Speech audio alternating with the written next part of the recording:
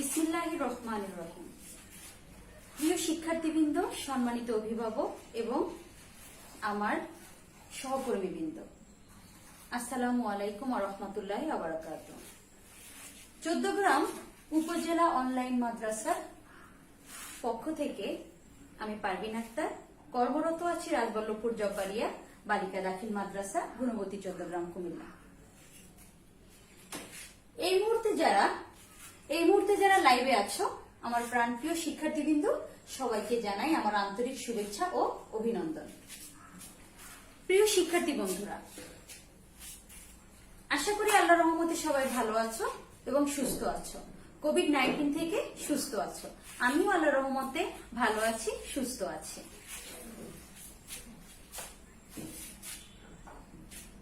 শিক্ষার্থী বন্ধুরা, আমি আজ তোমাদের সপ্তম শ্রেণীর গণিত বিষয়ের একটা বিশেষ পাঠ নিয়ে আলোচনা করব। তোমরা নিশ্চয়ই খাতা কলম এবং বই নিয়ে প্রস্তুত হয়েছ। শিক্ষার্থী বন্ধুরা, আমি পাঠ শুরু করার আগে তোমাদের বিশেষ কিছু কথা বলতে চাই। আশা করি তোমরা সবাই মনোযোগী হবে। শিক্ষার্থী বন্ধুরা, আমি যদি তোমাদের বলি, গতকাল ঢাকায় প্রচুর পরিমাণে বৃষ্টি হয়েছিল, এবং আমি যদি আবারও বলি যে বর্তমানে লকডাউন পরিস্থিতির কারণে শিক্ষা কার্যক্রম প্রতিষ্ঠানে হচ্ছে না, এই মুহূর্তে অনলাইনে বাংলাদেশ টেলিভিশন, বিভিন্ন ওয়েবসাইটের মাধ্যমে বিভিন্ন শ্রেণীর ক্লাস দেখানো হয়। বিভিন্ন ওয়েবসাইটে বা টেলিভিশনে, রেডিওতে বিভিন্ন ক্লাস পরিবেশনা করা হয় বা দেখানো হয় বা শোনানো হয়।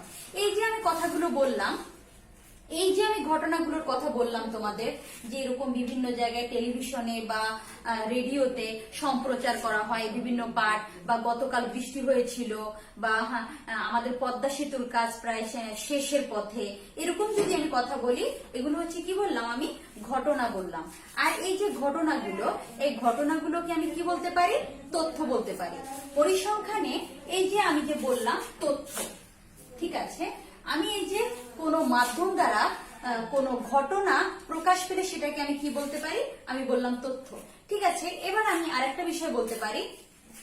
আরেকটা বিষয় হলো যে সপ্তম শ্রেণীতে অধ্যয়নরত শিক্ষার্থীর গণিতের প্রাপ্ত নম্বর আমি দিলাম। এই যে দেখো, 50, 60, 55, 75, 80, 85, এভাবে আমি কিছু সংখ্যা লিখলাম। এই যে দেখো, আমি সংখ্যা লিখছি। এই যে সপ্তম শ্রেণীতে গণিতের বার্ষিক পরীক্ষার 2019 সালের গণিতের বার্ষিক পরীক্ষার আমি কয়েকটা ফলাফল লিখলাম। এই যে সংখ্যাগুলো লিখলাম, এই সংখ্যাগুলোকে আমরা কি বলতে পারি? তোমরা নিশ্চয়ই জানো। হ্যাঁ, আমি আবারও বলছি, এই সংখ্যাগুলোকে বলা হয় উপাত্ত। নিশ্চয়ই তোমরা বুঝতে পেরেছ। অর্থাৎ আমি আজ তোমাদের পাঠ দিচ্ছি তথ্য ও উপাত্ত। আজকে পাঠের বিষয় হলো তথ্য ও উপাত্ত। ঠিক আছে শিক্ষার্থী বন্ধুরা, তোমরা নিশ্চয়ই খাতা কলম রেডি করেছো। এবার আমি তথ্য উপাত্ত শেখাবো। ঠিক আছে, এবার আমরা তথ্য নিয়ে আলোচনা করব। আমি তথ্য উপাত্ত শেখাতে গিয়ে প্রথমত আমি তোমাদের তথ্য উপাত্ত কি সেটা শেখাবো। তাহলে চলো শিক্ষার্থী বন্ধুরা, আমরা তথ্য সম্পর্কে একটু জেনে নিই। তথ্য, তাহলে তথ্য বলতে কোনো মাধ্যম থেকে আমরা যে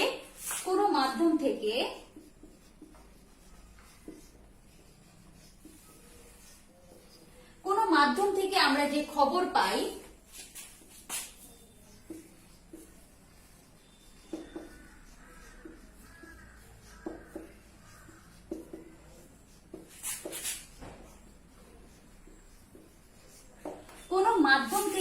খবর পাওয়া যায় তা হলো তথ্য। তাহলে সেই মাধ্যমগুলো কি? সেটা হতে পারে টেলিভিশন, হতে পারে রেডিও, হতে পারে ওয়েবসাইট, হতে পারে বা আমরা বন্ধু বান্ধব হতে পারে। যে মাধ্যম থেকে আমরা কোনো খবর পাই, সেটাই হচ্ছে আমার কি? তথ্য। এবার আমি উপাত্ততে যাই। উপাত্ত কাকে বলে? সংখ্যা ভিত্তিক যে কোনো তথ্যই হলো উপাত্ত। সংখ্যা ভিত্তিক যে কোনো তথ্য, সংখ্যা ভিত্তিক যে কোনো উপাত্তই হলো, তাহলে সংখ্যা ভিত্তিক যে কোনো তথ্যই হলো উপাত্ত।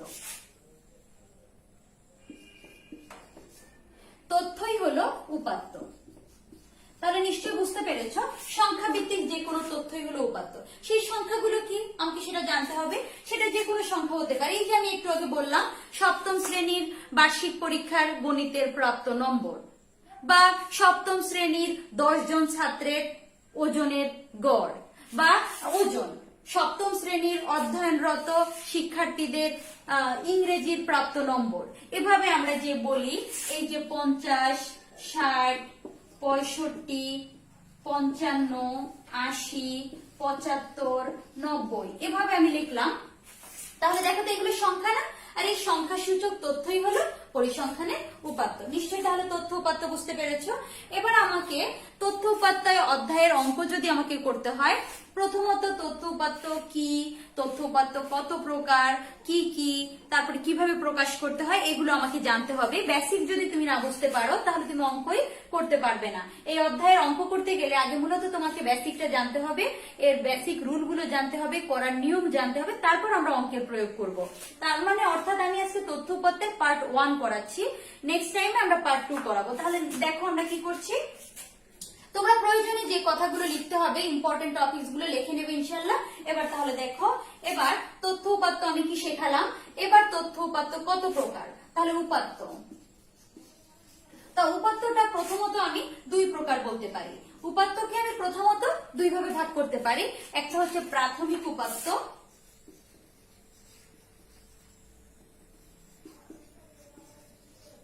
আরেকটা হচ্ছে মাধ্যমিক উপাত্ত।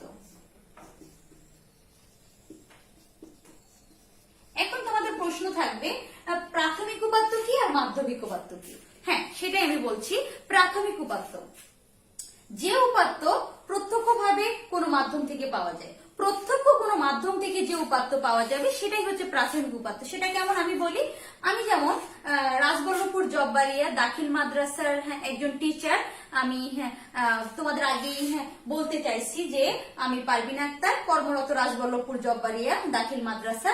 আমি ওইখানে যেহেতু একজন টিচার, তাহলে আমি যদি এখন আমাকে কেউ বলা হয় যে আপনি 2018 সালে সপ্তম শ্রেণীর বার্ষিক পরীক্ষার গণিতের ফলাফলটা আপনি বের করেন, তাহলে আমি নিশ্চয়ই সহজেই বের করতে পারবো। কারণ কি, আমি ওই মাদ্রাসার টিচার, আমি ওই মাদ্রাসাতে কর্মরত আছি।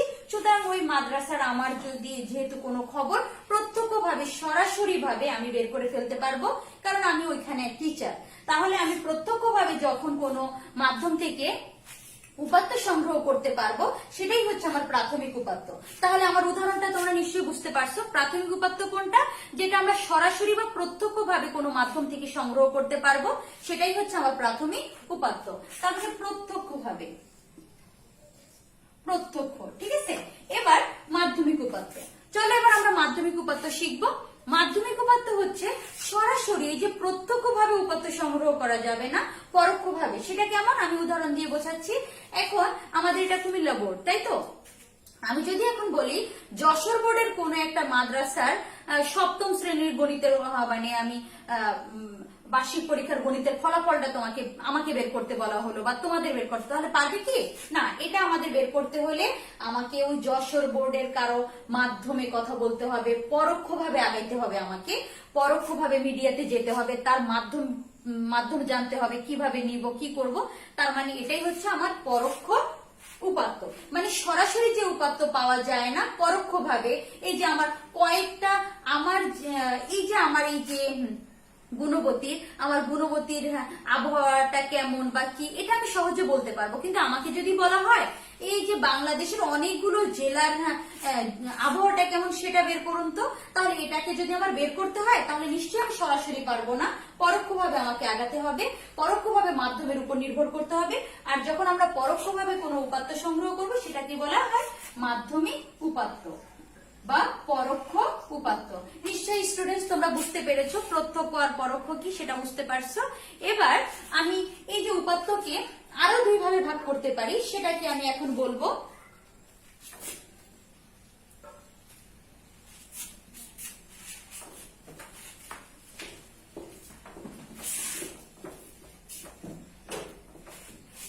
হ্যাঁ, এবার এই উপাত্তকে আমি আরো 2 ভাগে ভাগ করতে পারি। একটা হচ্ছে বিন্যস্ত উপাত্ত আর একটা হলো অবিন্যস্ত উপাত্ত। বিন্যস্ত উপাত্ত, হ্যাঁ, আরেকটা হলো অবিন্যস্ত উপাত্ত।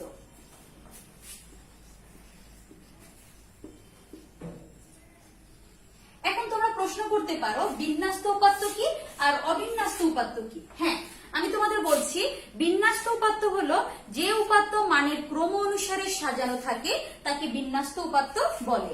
যে উপাত্ত মানের ক্রম অনুসারে সাজানো থাকে তাকে বিন্যস্ত উপাত্ত বলে। সেটা কেমন আমি বলছি, তোমরা একটু খেয়াল করো। যেমন আমি যদি বলি 30, 35, 38, 40, 50, 60, 75, ঠিক আছে। এখানে আমি কিছু সংখ্যা ভিত্তিক উপাত্ত লিখলাম, তাই তো। এবার দেখো নিচের উদাহরণটা দেখো, আমি এমন ভাবে লিখছি 35, 40, 38, 30, 60, 75, 50। তাহলে বিষয়টা দেখে কি তোমরা কিছু বুঝতে পেরেছো? আশা করি তোমরা বুঝতে পেরেছো। তারপর আমি তোমাদের আবারও বলছি, দেখো এই উপাত্তগুলো দেখো সাজানো। এই যে 30-এর পরে 35, 38, 80, 50, দেখো তো সাজানো আছে কিনা। হ্যাঁ, এই যদি কখনো যে উপাত্তগুলো মানের ক্রম অনুসারে সাজানো থাকে সেটাকে আমরা বলবো কি, বিন্যস্ত উপাত্ত। এবার যে উপাত্তগুলো মানের ক্রম অনুসারে সাজানো থাকবে না, দেখো এই উপাত্তগুলো মানের ক্রম অনুসারে সাজানো নাই, 35-এর পরে 40, আবার দেখো 38, আবার 30, তার এভাবে দেখো এলোমেলো ভাবে সাজানো আছে। যে উপাত্ত মানের ক্রম অনুসারে সাজানো থাকে না, অর্থাৎ এলোমেলো থাকে, সেটাকে আমরা কি বলবো, অবিন্যস্ত উপাত্ত। এবার তোমরা আমাকে বলতে পারো, ম্যাডাম আপনি যে বললেন মানের ক্রম, হ্যাঁ অবশ্যই মানের ক্রম অনুসারে সাজানো থাকে।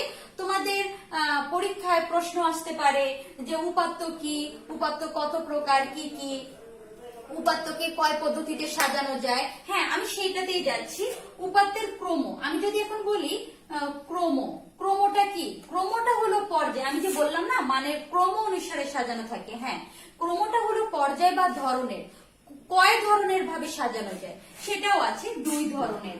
সেটা হলো মানের ঊর্ধ্বক্রম, একটা হলো ঊর্ধ্বক্রম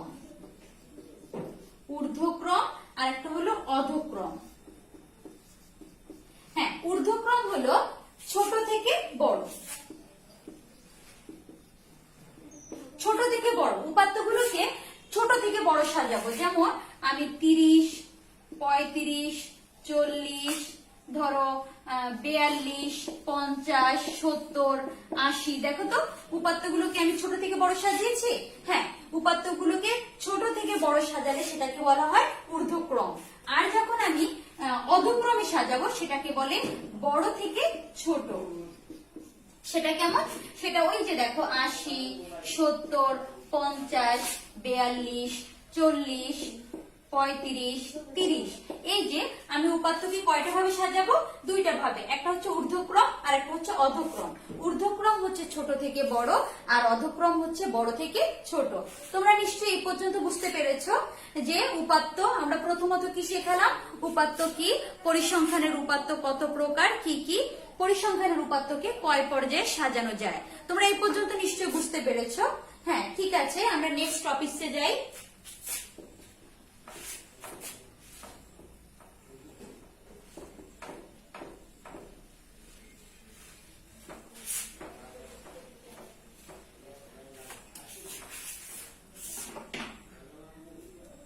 এবার তোমরা নিশ্চয় বইও বের করেছো, তোমরা নিশ্চয়ই জানো পরিসংখ্যান অধ্যায়টা হচ্ছে একাদশ অধ্যায়, তথ্য উপাত্ত, 162 পৃষ্ঠা।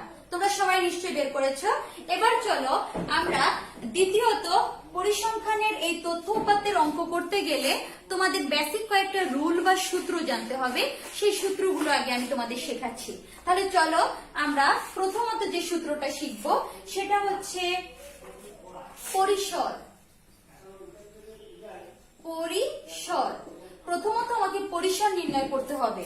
এই তথ্য উপাত্তের অঙ্ক করতে গেলে প্রথমত তোমাকে পরিসর নির্ণয় করতে হবে। যে পরিসর কিভাবে নির্ণয় করি, পরিসর থেকে আমার অনেক কিছু আসবে, সেটা আমি দেখাবো। দেখো পরিসর নির্ণয়ের সূত্র হলো সর্বোচ্চ সংখ্যা বিয়োগ সর্বনিম্ন সংখ্যা যোগ 1। সর্বোচ্চ সংখ্যা বিয়োগ সর্বনিম্ন সংখ্যা যোগ 1। তার মানে ধরো পরীক্ষার প্রশ্নে একটা উপাত্ত দেওয়া থাকলো, পরীক্ষার প্রশ্নে একটা উপাত্ত দেওয়া থাকলো, এখন এই উপাত্তের সর্বোচ্চ সংখ্যা কত, সর্বনিম্ন সংখ্যা কত এবং তার সাথে এক যোগ করব। তার মানে উপাত্তের মধ্যে তোমাকে খুঁজে বের করতে হবে সবচেয়ে বড় সংখ্যা কত এবং সবচেয়ে ছোট সংখ্যা কত, তার সাথে এক যোগ করব। বুঝতে পারছো সবাই? এবার দ্বিতীয়ত সূত্রটা হলো শ্রেণী সংখ্যা। তোমরা সবাই লিখে নেবে শ্রেণী সংখ্যা। শ্রেণী সংখ্যার সূত্র হলো পরিসর বাই শ্রেণী ব্যবধান। হ্যাঁ, আমরা প্রথমত পরিসর বের করব, সবচেয়ে বড় সংখ্যা থেকে সবচেয়ে ছোট সংখ্যা বিয়োগ করে তার সাথে এক যোগ করব, সেই পরিসরটা আমি এখানে লিখব।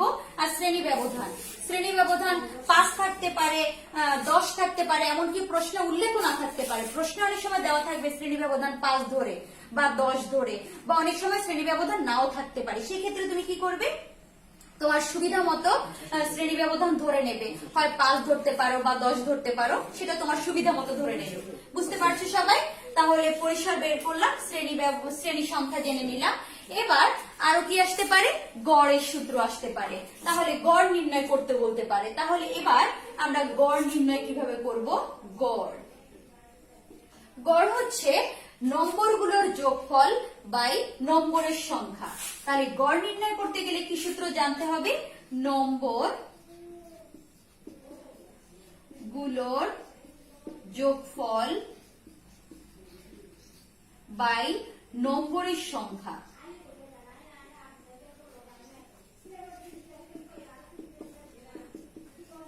বুঝতে পারছো সবাই? হ্যাঁ, তাহলে গড় নির্ণয় করতে গেলে আমি কি করব? নম্বরগুলোর যোগফল বাই নম্বরের সংখ্যা। তার মানে যে উপাত্তগুলো দেওয়া থাকবে, বইয়ের মধ্যে যতগুলো উপাত্ত দেওয়া থাকবে, সেই উপাত্তগুলোকে সবগুলোকে কি করবে? যোগ করে ফেলবে এবং তাকে কি করবে? উপাত্তের সংখ্যা দিয়ে ভাগ করবে। যেমন উপাত্তের সংখ্যা থাকতে পারে তোমার 20 থাকতে পারে, যে 20 জন ছাত্রের উপাত্ত দেওয়া আছে, বা 30 জন ছাত্রের উপাত্ত দেওয়া আছে, বা 50 জন ছাত্রের গণিতের নাম্বার দেওয়া আছে, বা ওজন দেওয়া আছে, বা উচ্চতা দেওয়া আছে। ঠিক আছে, ওই সেটা দিয়ে ভাগ করবে। এবার আসতে পারে মধ্য। হ্যাঁ, তাহলে গড় হচ্ছে সমষ্টি, ঠিক আছে। এবার মধ্য, মধ্য হচ্ছে মাঝখানের সংখ্যা, ঠিক আছে। এবার মধ্যক নির্ণয় করতে গেলে আমার দুইটা সূত্র আছে। মধ্যক নির্ণয় করতে গেলে আমার দুইটা সূত্রের প্রয়োগ করতে হবে। তবে তোমাদের প্রথমত জানতে হবে মধ্যক নির্ণয় করতে গেলে কিন্তু একটা কাজ করে নিতে হবে, তোমাদের এটা মাথায় রাখতে হবে। মধ্যক নির্ণয় করতে গেলে প্রথম কাজটা হলো কি, যে মানের যে কোনো একটা ক্রম অনুসারে সাজাতে হবে। সেটা ঊর্ধ্বক্রম হতে পারে, অধক্রম হতে পারে, যে কোনো একটা পদ্ধতিতে আগে মানের ক্রমটাকে সাজিয়ে নিবে। ঠিক আছে, মানের ক্রমটাকে যে কোনো একটা পদ্ধতিতে সাজিয়ে নিয়ে তারপরে তুমি কি করবে, তারপরে মধ্যক নির্ণয় করবে। তাহলে মধ্যক নির্ণয়ের সূত্র হচ্ছে আমার দুইটা। তাহলে আমি লিখতে পারি, একটা হচ্ছে n+1/2 তম পদ, তারপরে আরেকটা আছে, এটা হচ্ছে বেজোড় হলে, বেজোড় হলে। তার মানে তোমার n হচ্ছে সংখ্যা, ওই রাশিতে কয়টা সংখ্যা আছে, তার মানে নম্বরের সংখ্যা, মানে গণ সংখ্যা, যেটাকে আমি n দ্বারা প্রকাশ করি। n মানে হলো ওই যে উপাত্ত দেওয়া আছে, সেই উপাত্ত কয়টা, উপাত্ত মূলত কয়টা, সেটাই হচ্ছে n। ধরো উপাত্ত যদি 7টা দেওয়া আছে, তাহলে n এর জায়গায় কি লিখবো? 7 লিখবো। উপাত্ত যদি 20টা দেওয়া থাকে, তাহলে n এর জায়গায় কি লিখবো? 20 লিখবো। উপাত্ত যদি 30 থাকে, n এর জায়গায় কি লিখবো? 30 লিখবো। তাহলে আরো একটা সূত্র আছে, যে n/2 তম যোগ n/2 যোগ 1 তম পদ, আর নিচে কি আছে? বাই 2। এটা হলো জোড় হলে, জোড় হলে। ঠিক আছে, এই হচ্ছে আমার বেসিক সূত্র। আমার পরিসর জানতে হবে, শ্রেণী সংখ্যা জানতে হবে, গড় জানতে হবে, মধ্যক জানতে হবে, না আর আরো একটা আছে প্রচুরক জানতে হবে। তাহলে দেখো, এগুলো না জানলে তুমি অঙ্ক করতে পারবে না। তাহলে চলো আমি মুছে ফেলতেছি, আশা করি তোমরা সবাই তুলে নিয়েছো।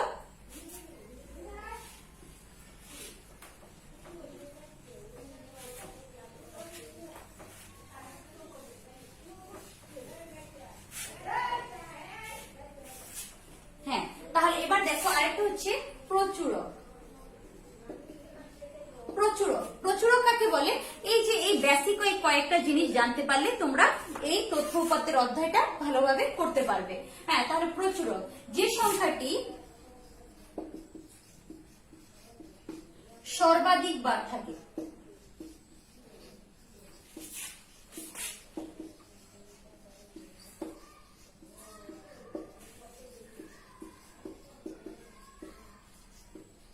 যে সংখ্যাটি সর্বাধিক বার থাকে মানে সবচেয়ে বেশি বার থাকবে। উপাত্ত তো অনেকগুলো দেওয়া থাকে, তার মধ্যে যে সংখ্যাটা সবচেয়ে বেশি বার থাকবে সেটাকে প্রচুরক বলবো। যেমন আমি একটা জিনিস দেখাচ্ছি, দেখো আমি লিখলাম 50, 55, 60, 55, 65, 60, 75, 60, 80, 95, 100, হ্যাঁ এই পর্যন্ত লিখলাম। তাহলে দেখো তো শিক্ষার্থী বন্ধুরা, তাহলে একটু ভালো করে একটু খেয়াল করো তো, দেখো তো এখানে কোন উপাত্তটা সবচেয়ে বেশি বার আছে। এই যে দেখো আমি দেখাচ্ছি, এই যে 60, 60, 60, তাহলে 60 আছে সবচেয়ে বেশি বার। তার মানে এখানে প্রচুরক কত? প্রচুরক হচ্ছে কত? 60। মানে যে সংখ্যাটা সবচেয়ে বেশি বার থাকে সেটাই হলো প্রচুরক। তাহলে এই পর্যন্ত আশা করি তোমরা সবাই বুঝতে পেরেছো। তাহলে আমার এই তথ্য উপাত্তের অঙ্ক করতে গেলে এই বেসিক কয়েকটা রুল তোমাদের বুঝতে হবে। এই বেসিক রুল থেকে আমাকে অঙ্ক করতে হবে। সবাই বুঝতে পেরেছো আশা করি? হ্যাঁ, তাহলে আমরা কি কি শেখালাম? তথ্য কি, উপাত্ত তথ্য কি, উপাত্ত কি, পরিসংখ্যানের উপাত্ত কত প্রকার, কি কি, এবং পরিসংখ্যানের উপাত্তকে কয়ভাবে প্রকাশ করা যায়, তথ্য উপাত্তের অঙ্ক করতে গেলে কি কি জানা লাগবে, পরিসর জানা লাগবে, শ্রেণী সংখ্যা জানা লাগবে, গড় জানা লাগবে, মধ্যক জানা লাগবে এবং প্রচুরক জানা লাগবে। ঠিক আছে, এরপরে আরো কিছু জিনিস জানতে পারো, সেটা হচ্ছে গণসংখ্যা সারণী। তোমার এই অধ্যায়ের অঙ্ক করতে গেলে গণসংখ্যা সারণী করতে হবে। ঠিক আছে, আরো একটা বিষয় সেটা হলো গণসংখ্যা সারণী। গণসংখ্যা সারণী তৈরি করতে হবে। তাহলে গণসংখ্যা সারণীটা কেমন? গণসংখ্যা সারণীটা হলো শ্রেণী ব্যবধান, টালি, গণসংখ্যা, তিনটা ঘর হবে, তিনটা ঘর, শ্রেণী ব্যবধান, টালি, গণসংখ্যা। বুঝতে পেরেছো সবাই? শ্রেণী ব্যবধান, টালি, গণসংখ্যা ঘরটা হচ্ছে এরকম। আমি তোমাদের বোঝানোর সুবিধার্থে আমি ঘরটা দিয়ে দিচ্ছি তোমাদের। এই যে শ্রেণী ব্যবধান, টালি, গণসংখ্যা, শ্রেণী ব্যবধান,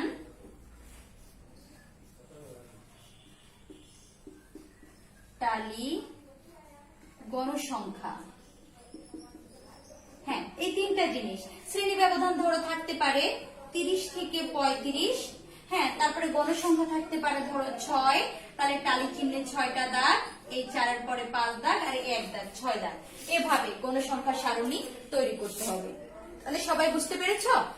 এবার তাহলে আমি তথ্য উপাত্তর অধ্যায়ে এবার আমি তোমাদের বেসিক তো শেখালাম, তথ্য কি উপাত্ত কি সেটা আমরা জানলাম, তথ্য উপাত্ত কয় প্রকার সেটা জানলাম, বিন্যস্ত উপাত্ত অবিন্যস্ত উপাত্ত জানলাম, তারপরে বেসিক কিছু সূত্র জানলাম। এবার আমি তোমাদের দেখো একটা অঙ্ক দিতে পারি, তোমাদের বাড়ির কাজ হিসেবে একটা অঙ্ক দিতে পারি, সেটা সবাই খেয়াল করো।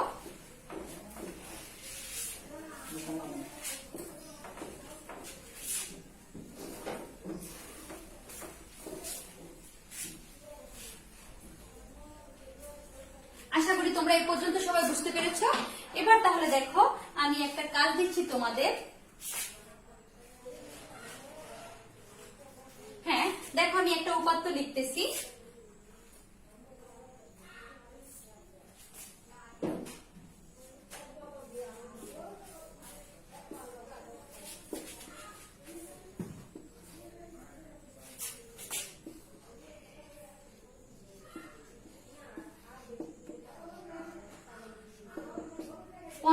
ছাত্রের ওজন নিচে দেওয়া হলো।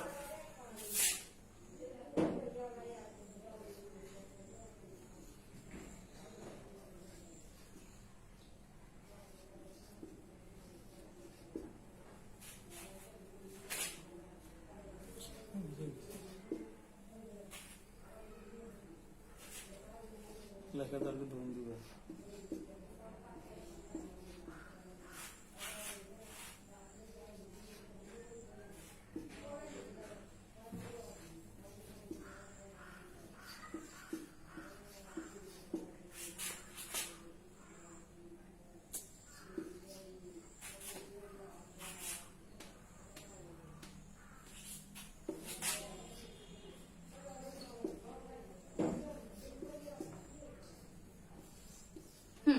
15টা হয়েছে কিনা।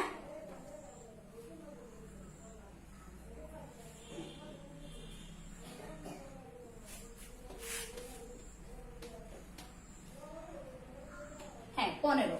এই হচ্ছে 15 জন ছাত্রের ওজন নিচে দিয়ে দিলাম আমি। এবার আমি এটা থেকে একটা প্রশ্ন করছি তোমাদের।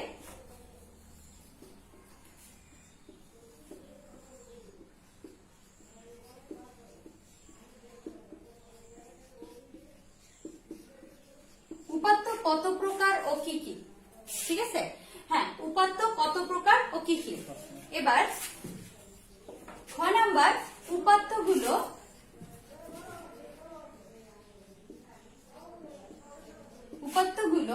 মানে ঊর্ধ্বক্রম অনুসারে সাজাও।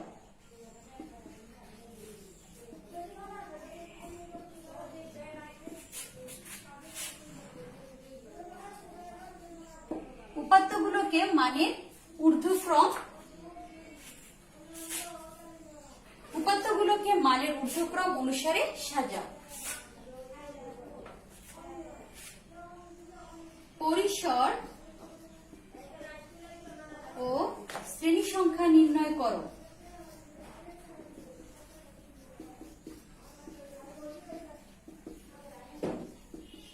শিক্ষার্থী বন্ধুরা, তাহলে উপাত্ত কত প্রকার ও কি কি এই বিষয়টা আমি নিশ্চয়ই তোমাদের শিখিয়েছি যে উপাত্ত কত প্রকার ও কি কি নিশ্চয়ই তোমরা পারবে।